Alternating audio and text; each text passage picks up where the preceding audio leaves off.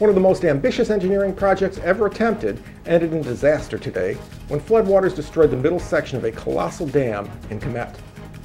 Over 10 years in the making, it was built with two parallel stone walls, 78 feet thick and 46 feet tall, with a 118-foot gap between them that was filled with some 60,000 tons of rubble and gravel. The hope was to divert and retain the waters from the rare but violent floods that run through this valley. And unfortunately, the benefits that could have resulted will never be realized.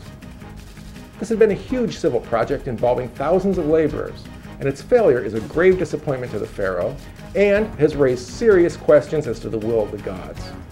It will be quite some time, if ever, before another project like this is ever attempted here again. It took 2 years for all the funeral arrangements to be made after the great Alexander's sudden death in Babylon. And the sacred convoy that was finally assembled by General Arrhidaeus was truly a sight to see. Greeted by large crowds in every city, town, and hamlet it passed, Alexander was slowly being taken home to Macedonia when Ptolemy, the governor of Egypt, greeted the procession near the coast with a sizable army. Having heard a prophecy from Alexander's favorite soothsayer that the country in which the conqueror would be buried would become the most prosperous in the world, Ptolemy commandeered Alexander's remains and took them to Memphis, where they are to stay while an elaborate mausoleum is being built in Alexandria. When finished, Ptolemy promises a tomb that people will visit and honor for all time. Deliberations have just been handed down from Rome in the case of the riot that broke out at a recent gladitorial game in Pompeii.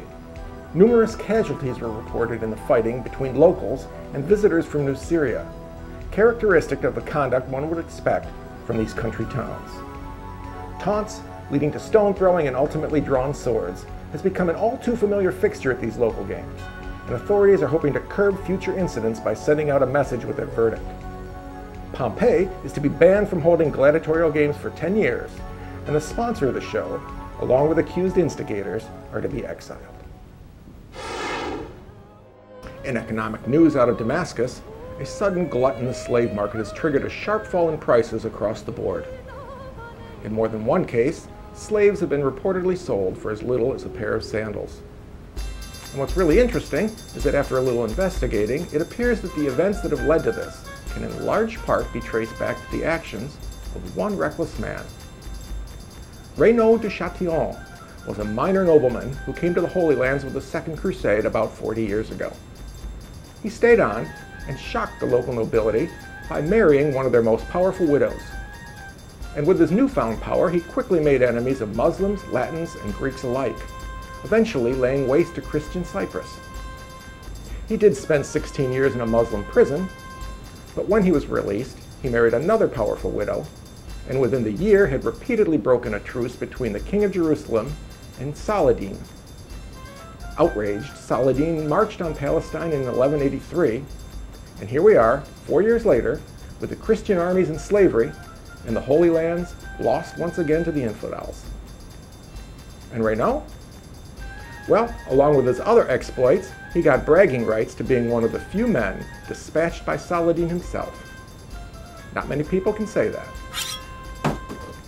Actually, no one can. And finally, struggling artist Claude Monet paid his final respects today to a woman who modeled in many of his paintings, his wife, Camille. Best known as one of the leading artists of a group whose painting style has regularly been met with bewilderment and hostility by art critics and the public alike, it was his painting Impression Sunrise from which the name of their movement came. And Camille came to be much more than a mere impression in his works, sharing with him the good times and, more recently, the bad. Modest painting sales and years of debt were compounded by Camille's failing health following the birth of their second child 2 years ago.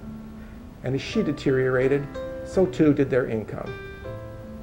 Low on art supplies and unable to purchase new ones, a grief-stricken Monet painted his wife one last time, on her deathbed, later telling a friend how he found himself mechanically observing the sequence of changing colors that death was imposing on her tragic forehead. The road ahead looks difficult at best for the 39-year-old painter, but he remains determined to continue and vows his family will never live in poverty again. And that's today's look at history's headlines.